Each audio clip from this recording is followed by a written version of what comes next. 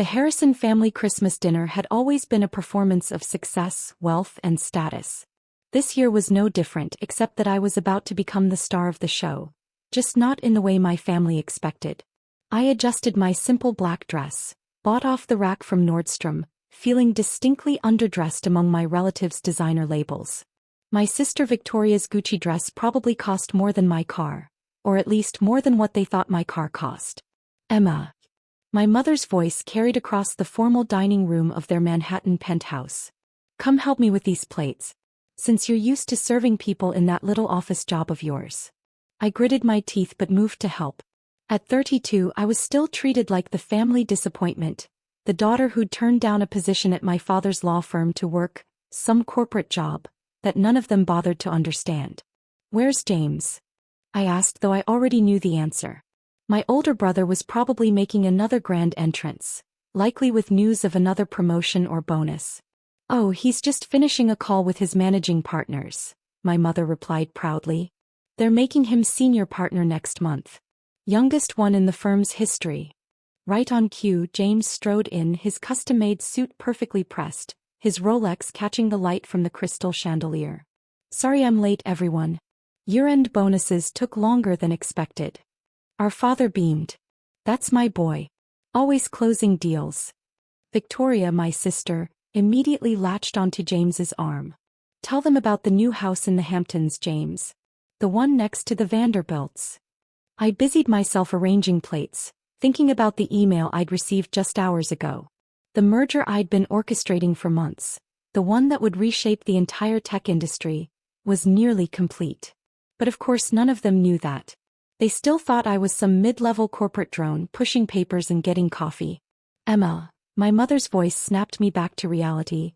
At least try to look interested in your brother's success. God knows you could learn something from him. I forced a smile. Congratulations, James. The Hamptons sounds lovely. He smirked, swirling his expensive bourbon.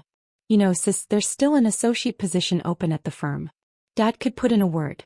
Better than whatever entry-level job you're still doing. I'm actually quite happy where I am, I replied, thinking of my corner office on the top floor of the Atlas Tech building, where I'd spent the last 5 years building the most innovative technology acquisition firm in the country. Happy? My father scoffed. Emma, you're 32. Victoria's already made partner at her consulting firm. James is about to become senior partner. And you're still, what exactly are you doing again? I work in corporate acquisitions, I said quietly, the same simplified explanation I'd given for years. Oh yes, Victoria laughed, adjusting her diamond bracelet. Still pushing papers for that tech company? What was it called again? Atlas something. Atlas Technologies, I corrected her, thinking of the nameplate on my CO office door that read Emma Stone, Chief Executive Officer. But they only knew me as Emma Harrison, the disappointing daughter who'd never lived up to the family name. The dinner progressed as it always did. James dominated the conversation with stories about his latest legal victories. Victoria chimed in about her consulting projects with Fortune 500 companies. My parents basked in their successful children's glory while sending me pointed looks of disappointment. Did you hear about the Maxwell merger? James asked, helping himself to more wine. Biggest tech acquisition of the year. $2 billion. My firm's handling the legal side. I took a sip of water to hide my smile. The Maxwell merger, my merger. The deal I'd spent months crafting, the one that would consolidate Atlas Technologies' position as the leading innovation hub in North America. The one James's firm was handling without realizing who really pulled the strings. Speaking of work, my mother turned to me with fake concern. Are you at least moving up at all in that company of yours? Any chance of a promotion? Before I could answer, Victoria chimed in. Oh please, Mom. Emma's probably still getting coffee for her boss. Some of us are just meant for simpler things. Actually, I started, but James cut me off. Remember when she turned down Dad's offer at the firm? He laughed. Could have been something by now. Instead, she's what, an executive assistant. Junior acquisition analyst, my father corrected with a sigh. Though God knows why anyone would choose that over a real career in law. I thought about correcting them. About pulling out my phone and showing them the Forbes article from last month. Atlas Technologies' mysterious CEO reshapes tech industry. The article that mentioned the brilliant but reclusive E. Stone without ever showing my picture. I'd worked hard to keep my identity private, using my mother's maiden name professionally to avoid trading on the Harrison family reputation.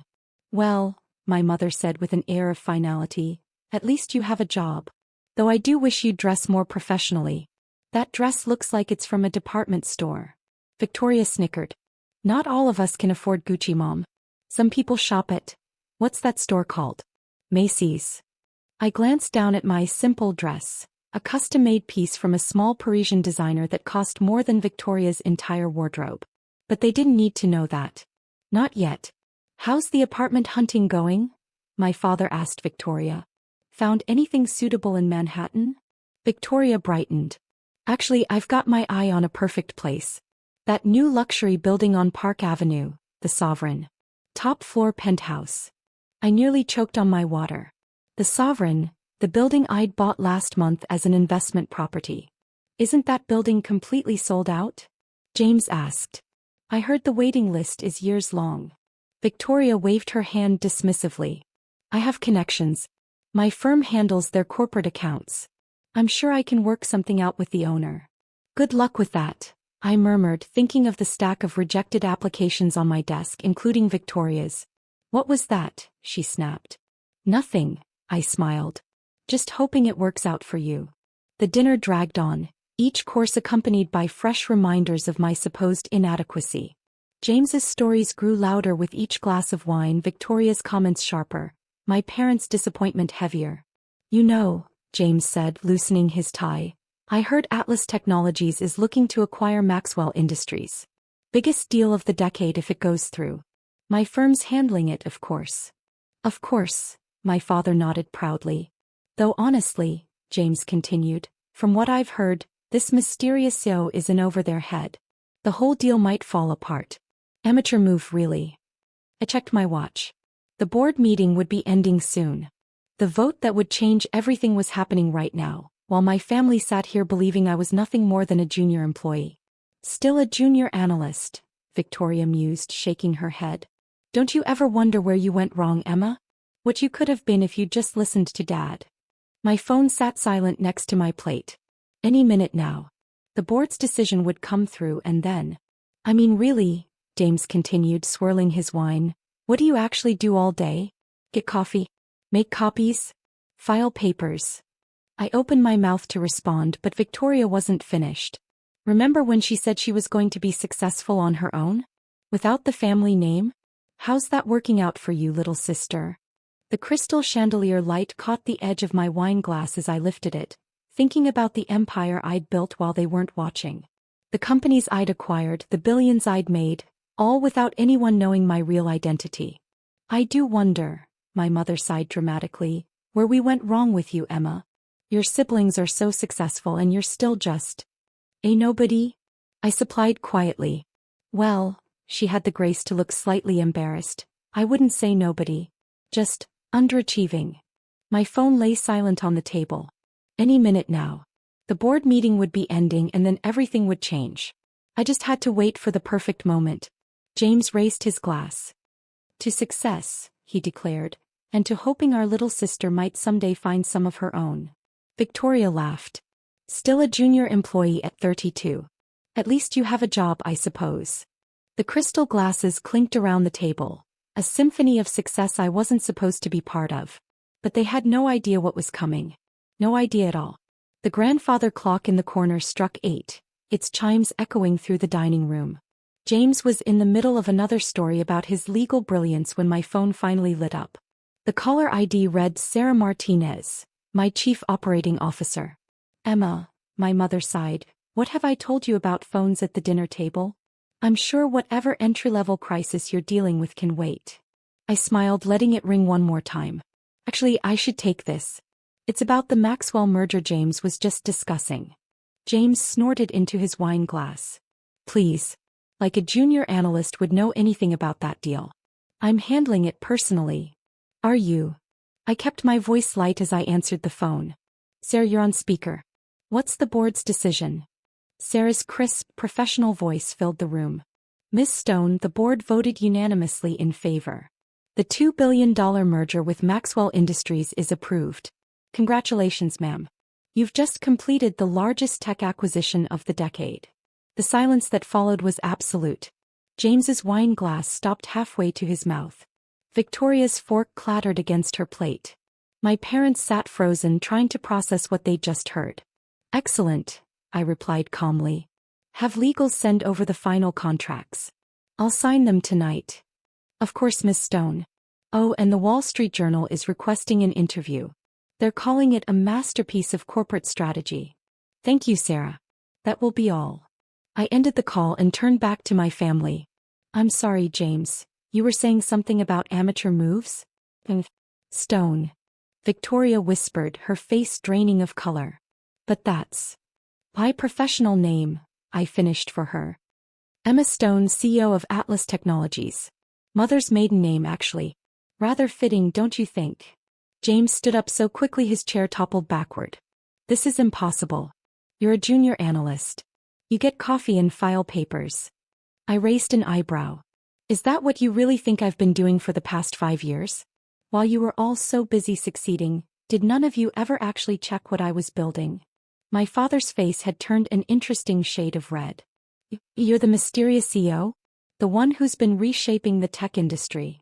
The very same. I pulled out my phone and opened the Forbes article, sliding it across the table. Though I prefer innovative to mysterious. Victoria grabbed the phone, her hands shaking. Atlas Technologies, $30 billion in acquisitions, youngest CEO in tech history, revolutionizing corporate strategy. She looked up, her perfect makeup unable to hide her shock. This is all you. Every bit of it. I turned to James. By the way, your firm's handling of the Maxwell merger has been excellent. Though next time, you might want to check who you're calling an amateur. My mother found her voice. But why didn't you tell us? Would you have believed me? I asked quietly. When have any of you ever believed I could succeed without the Harrison name? The sovereign, Victoria whispered suddenly. You're the owner. That's why my application was rejected. I smiled. The penthouse is lovely this time of year. Though I prefer my place in Tribeca. My father stood up slowly, his legal mind finally catching up. Atlas Technologies, you're worth more than the Harrison family fortune 10 times over? I supplied. Yes. Turns out the disappointing daughter did all right for herself. James sank back into his chair, his face ashen. All those meetings, the legal briefs I sent, you've been reading them? Every word. Your work is good, James. Though your tendency to underestimate amateur CEOs might need some attention. Victoria's perfectly manicured hands trembled around her wine glass. The consulting contract my firm's been pitching is under review, I finished. Though after tonight's performance I might need to reconsider. My mother's voice was barely a whisper. Emma, darling, we never meant. Yes, you did, I cut her off gently. You meant every word, every dismissive comment, every disappointed sigh. You all believed exactly what you wanted to believe, that I was nothing without the Harrison name. I stood up, smoothing my department store dress. Now if you'll excuse me, I have a $2 billion merger to finalize. James, your firm will receive the contracts tonight. Try to keep your amateur opinions to yourself while reviewing them. Emma, wait, my father called as I reached the door. We were wrong. About everything. Yes, I agreed, you were. And now you know exactly how wrong you were. I turned back one last time. Oh, and Victoria? About the sovereign, I'll have my assistant send over a list of more suitable buildings. One's more appropriate for your budget. The elevator ride down from their penthouse gave me time to savor the moment. As I stepped into my waiting car, a custom Bentley that cost more than James's house, my phone buzzed with messages from my family. Mom, Emma, please come back. We need to talk. James, I'm so sorry. I had no idea. Victoria, can we meet tomorrow? Please? Dad, I've never been more wrong in my life. I smiled, remembering all the family dinners I'd endured, all the condescension I'd swallowed, all the times I'd bit my tongue while they belittled my choices. Success, I'd learned, wasn't about proving them wrong, it was about proving myself right. Sarah called as we pulled away from the building.